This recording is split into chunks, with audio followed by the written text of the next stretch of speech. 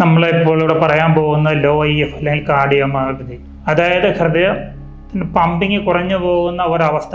അത് സാധാരണയായി ഉണ്ടാകുന്ന ഹൃദയത്തിലെ നീർക്കെട്ടുകൾ മൂലമോ അല്ലെങ്കിൽ ഹൃദയത്തിലുണ്ടാകുന്ന സ്റ്റിഫ്നെസ് മൂലമോ ആണ്. പ്രധാനമായിട്ടും ഈ രണ്ട് കാര്യങ്ങളാണ് കണ്ടുവരുന്നത്. നമ്മൾ ഇത് ആയുർവേദ ട്രീറ്റ്മെൻറ്റാണ്, അഡ്മിറ്റ് ആക്കിയാണ് ചെയ്യുന്നത്. അത് എത്രയുണ്ടോ നിലവിലുള്ള EF അതനുസരിച്ച് നമ്മൾ സമയമെടുക്കും. അതായത് നമ്മുടെ ചികിത്സയിൽ സാധാരണഗതിയിൽ ഡയബറ്റീസോ കാൽസിഫിക്കേഷനോ ഇല്ല എങ്കിൽ 28 ദിവസം കൊണ്ട് തന്നെ ഇന്ന് നിലവിലുള്ള EFൻ്റെ ഒരു 50% കൂടും. അതായത് ഇന്നിപ്പം നിലവിൽ ഒരു 20% ഉള്ള ഒരു വ്യക്തിയാണെങ്കിൽ അത് 28 ദിവസങ്ങൾക്ക് ശേഷം അതൊരു 30% എങ്കിലും ആകും. അപ്പോൾ കാൽസിഫിക്കേഷനോ ഡയബറ്റീസോ ഉണ്ടെങ്കിൽ അങ്ങനെയുള്ള കേസിൽ ഇത് അല്പം കൂടി ടൈം കൂടുതലെടുക്കും. അതായത് ഈ 28 ദിവസത്തിന് പകരം അത് ഒരു 6 തൊട്ട് 8 ആഴ്ച വരെയുള്ള സമയം എടുത്തെന്ന് വരാം. അതും ഓരോ പേഷ്യൻറ്റിനും ഡിപ്പെൻഡ് ചെയ്തായിരിക്കുന്നത്. ഇപ്പം നമ്മളിവിടുന്ന് സാധാരണഗതിയിൽ ഒരു 50% ആയതിനു ശേഷമാണ് ഡിസ്ചാർജ് ചെയ്യുന്നത്. അപ്പം ആ സമയം കൊണ്ട് നമ്മൾ ആ ഹൃദയത്തിലെ നീർക്കെട്ടുകളെ പരമാവധി നീക്കി, അല്ലെങ്കിൽ ഹൃദയപേശികളിലുള്ള ആ സ്റ്റിഫ്നെസ് പരമാവധി നീക്കി മാക്സിമം അതിനെ പമ്പിങ്ങിലേക്ക് എത്തിച്ചാണ് നമ്മളിവിടുന്ന് ഡിസ്ചാർജ് ചെയ്യുന്നത് തന്നെ. അതിനുശേഷം വീണ്ടും വർദ്ധിക്കും. നമ്മുടെ ട്രീറ്റ്മെൻറ്റിൽ ഒരു 6 മാസം മിനിമം ട്രീറ്റ്മെൻറ്റ് ചെയ്യണം. ഒരേ ഡോസിൽ മരുന്നുകൾ ക്ലിയറായിട്ട് പോയെന്നാൽ അത് സ്റ്റേബിളാകും. അപ്പോൾ ഈ കണ്ടീഷൻ അനുസരിച്ച് നമ്മൾ ഇവിടെ കിടക്കുന്ന സമയത്തിൽ മാറ്റമുണ്ട്. എത്രയാണ് EF അതനുസരിച്ചും കാൽസിഫിക്കേഷനോ ഡയബറ്റീസോ ഉണ്ടോ ഇതെല്ലാത്തിനെയും ഡിപ്പെൻഡ് ചെയ്താണ് പോകുന്നത്. കൂടുതൽ പലപ്പോഴും പലർക്കും വാൽവ് സംബന്ധമായ പ്രോബ്ലങ്ങളും കണ്ടുവരുന്നുണ്ട്.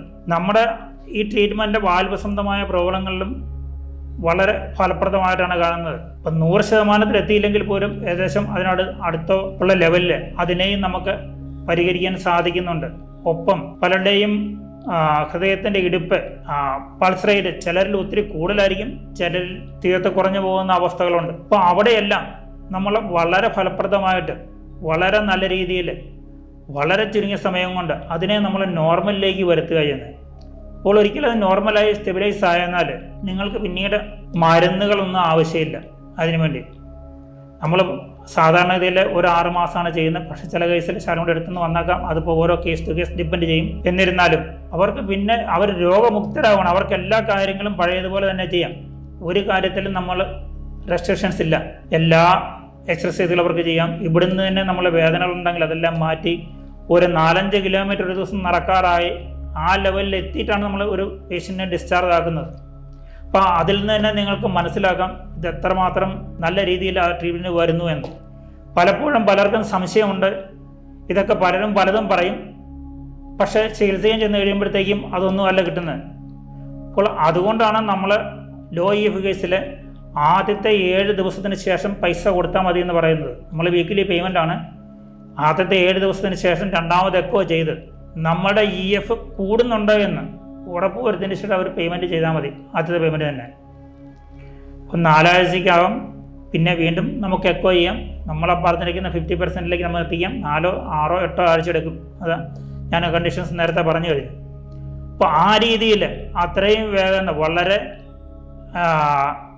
എളുപ്പത്തിൽ നമ്മൾ ആ ട്രീറ്റ്മെൻറ്റ് ചെയ്ത് കൊടുക്കുന്നുണ്ട്. പക്ഷേ അതിനെപ്പറ്റി പലർക്കും അറിയില്ല. കാരണം ഇത് ഒരു ചെറിയ സ്ഥാപനമാണ്, വയല എന്ന് പറയുന്ന സ്ഥലത്താണ്. അപ്പോൾ അത് പലർക്കും അതിനെപ്പറ്റി അറിവില്ല. അവരിലേക്ക് ആ അറിവ് എത്തിക്കുക എന്നുള്ള ലക്ഷ്യത്തിലൂടെ നമ്മൾ ഇന്ന് ഈ വീഡിയോ ചെയ്യുന്നത് തന്നെ.